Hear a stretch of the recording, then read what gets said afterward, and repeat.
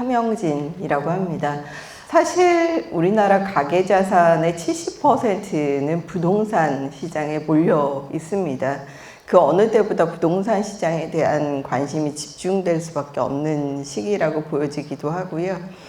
올해도 딱 이제 한 달 남았잖아요. 그리고 오늘 이제 금통위가 열려서 기준금리가 사실 10월에 이어서 11월에 또 인하가 됐습니다. 그래서 사실 이제 3%대 기준금리를 유지하고 있어서 오히려 이제 금리 인하라는 재료 같은 경우가 부동산 시장에 자금 조달과 관련된 이자 부담을 낮추면서 시장에는 사실 긍정적인 요인 역할을 하거든요.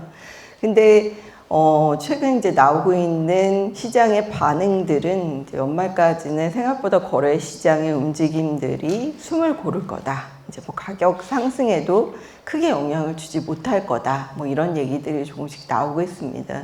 중요한 것은 역시 가격이라고 할 수 있죠. 이제 가격을 좀 살펴보실 필요가 있는데요. 여기 보이시는 이 자료는 한국부동산원의 아파트 주간 변동률입니다. 지금 보시면 이제 대부분의 지역이 지난해는 가격이 떨어졌죠. 작게는 2%에서 많게는 8%까지 가격이 떨어졌습니다. 근데 이제 올해 시장 상황이 조금 바뀌어서요. 지금 보면 올해 서울은 4% 정도 올랐고요.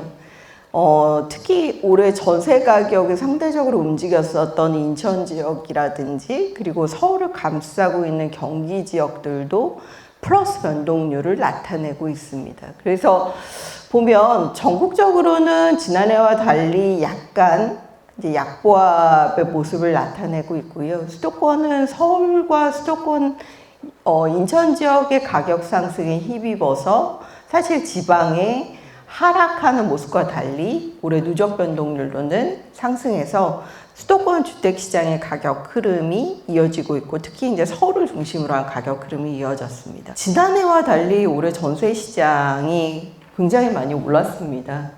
지금 살펴보시면 수치는 동일한 자료예요. 서울은 전세 가격이 아파트가 5% 올랐고요.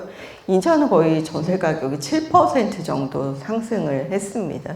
그러니까 이런 수도권의 전세 가격 상승, 그리고 상대적으로 지방보다는 수도권에 집중된 주택 수요자들의 움직임들이 지방보다는 수도권의 가격의 회복률을 좀 높이는 견인하는 움직임이 나타나기 시작했는데요. 그래서 이런 흐름은 저는 이제 특히 전세 시장은 내년까지는 좀 이어질 거라고 보여지고요. 특히 수도권 중심의 전세 가격 상승은 내년에도 조금 더 이어질 거라고 보여지긴 합니다.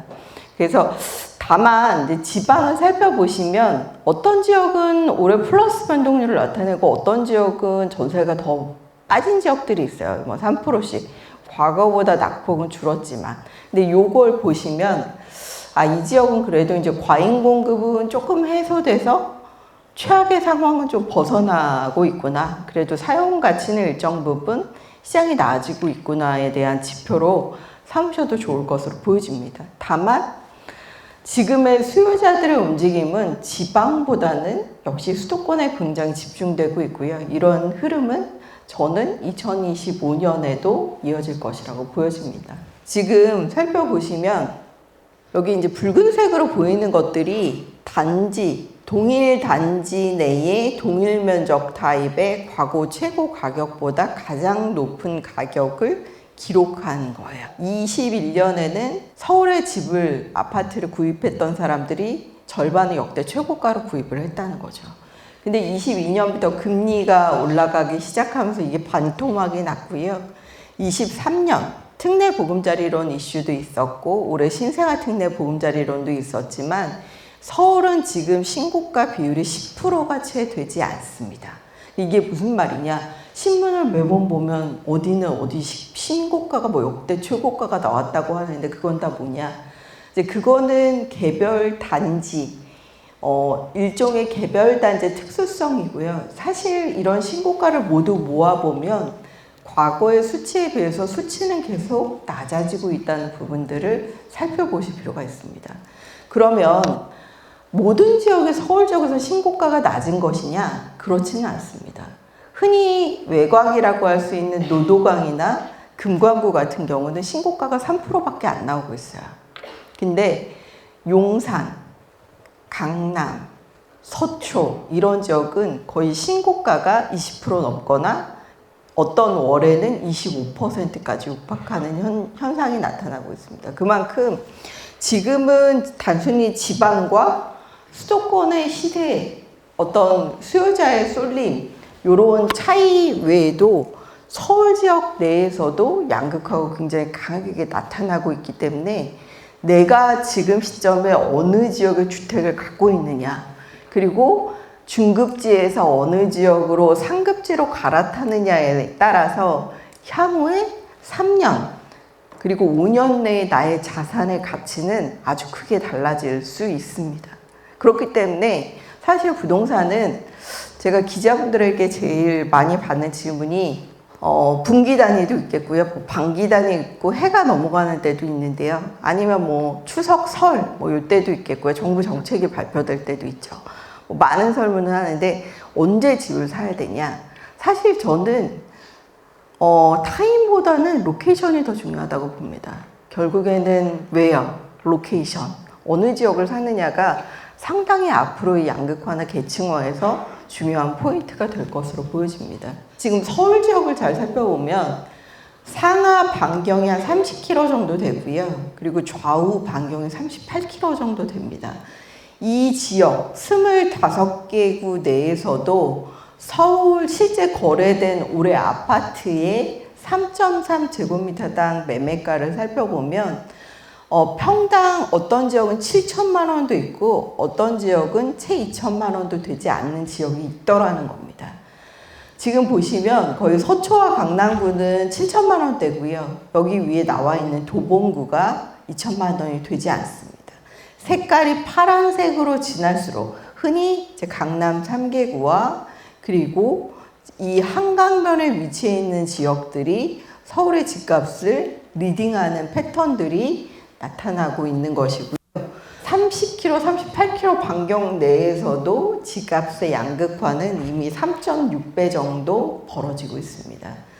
왜 서울 지역에서 기존 흔히 말하는 이제 얼죽신이라고 하죠. 입주 5년차 새 아파트에 사람들이 굉장히 많이 몰리고 서울의 상급지를 매입하려고 할까요? 바로 저는 이제 분양시장에서 좀 답을 찾을 필요가 있다고 보여집니다.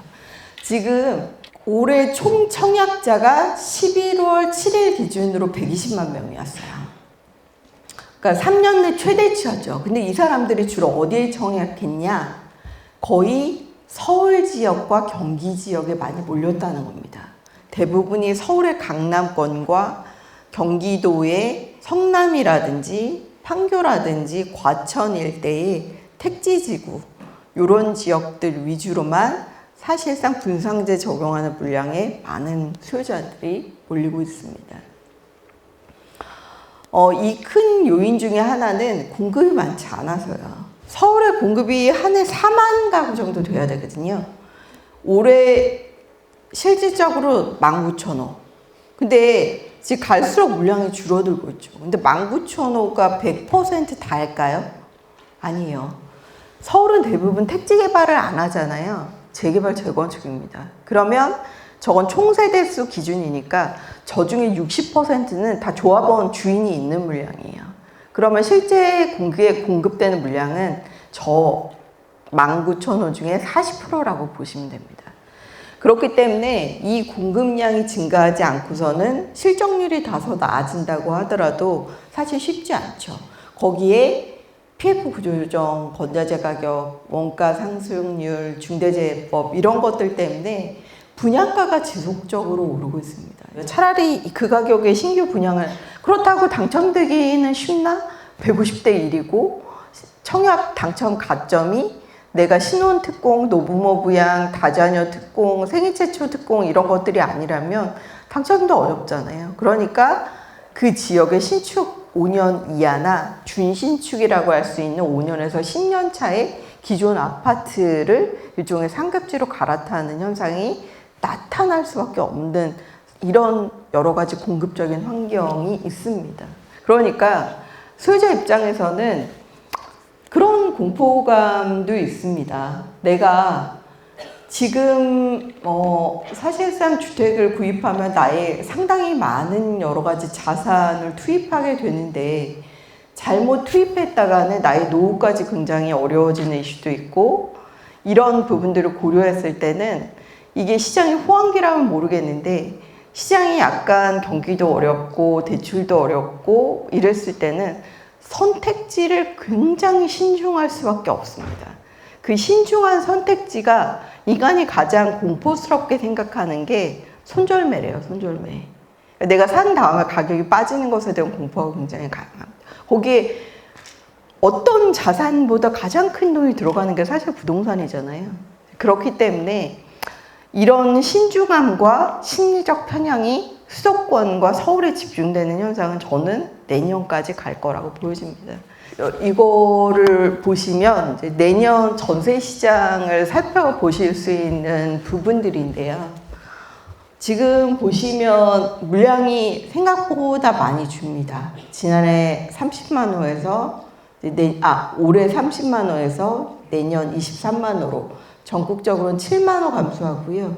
특히 경기도가 1,300만 명이 거주하는데 1년에 9만에서 10만은 공급해야 되는데 내년에 5만으로 줄어서 4만 가구 정도 줄어들 겁니다.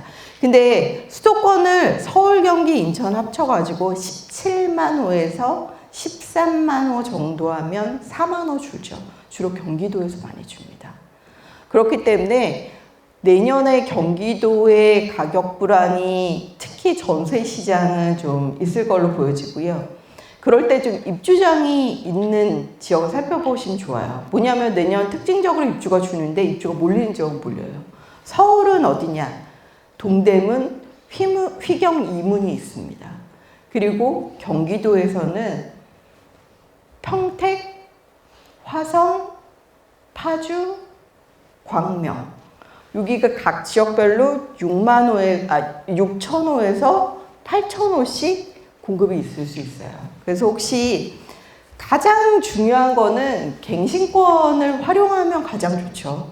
갱신권 5% 상한이 있기 때문에 갱신권을 활용하면 가장 좋고요. 만약 이제 갱신권을 이미 사용하셨다면 저는 이제 그런 지역들과 물론 이제 직장이나 학업이라든지 아이들 교육이라든지 이런 것들 때문에 이사가 수월하진 않겠지만 이제 그런 지역들을 동시에 보시면 좋을 것 같고요.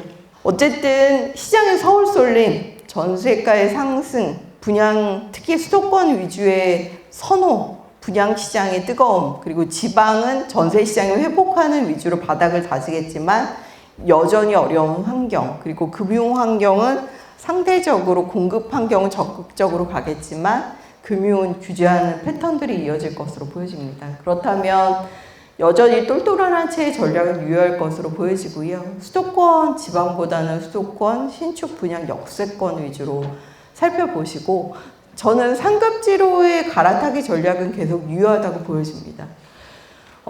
그리고 전세가가 굉장히 불안해질 수 있기 때문에 갱신권이나 아까 제가 입주 많이 되는 입주장 지역을 살펴보라고 말씀드렸고요.